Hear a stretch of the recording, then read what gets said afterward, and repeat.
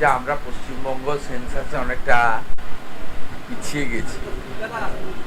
16/5/2025 ভারত সরকার পশ্চিমবঙ্গ সরকারকে সেন্সাসের কাজ শুরু করতে বলেছিল, কিন্তু যে কোনো কারণে বিগত সরকার সেটা টাইমলি শুরু করে।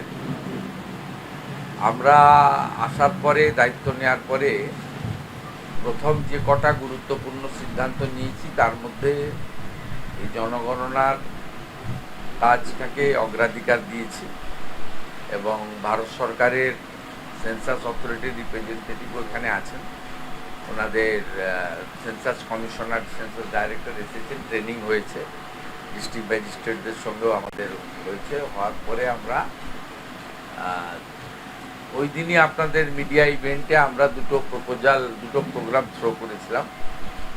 একটা হচ্ছে 1 তারিখ থেকে 15 তারিখ আপনার যেটা আপনার সেলফ এনুমেরেশন, স্বঘোষণা, এটা করা। তারপরে 16ই আগস্ট থেকে 14ই সেপ্টেম্বর পর্যন্ত ইন্ডিভিজুয়াল যে জনগণনা, হাউস টু হাউস, এই দুটো প্রোগ্রাম আজকে লঞ্চ হলো এবং সেন্সাস অথরিটি যারা আছেন এখানকার, তারা গভর্নরকে, আমাকে এবং যারা কনস্টিটিউশনাল ফাংশনারিজ আছে তাদেরকে অ্যাপ্রোচ করেছিলেন যাতে আমরা একটা ইভেন্ট করে, ছোট্ট ইভেন্ট করে এটাকে করি, যাতে পাবলিকের মধ্যে, জনগণের মধ্যে এটা একটা মেসেজ যায়।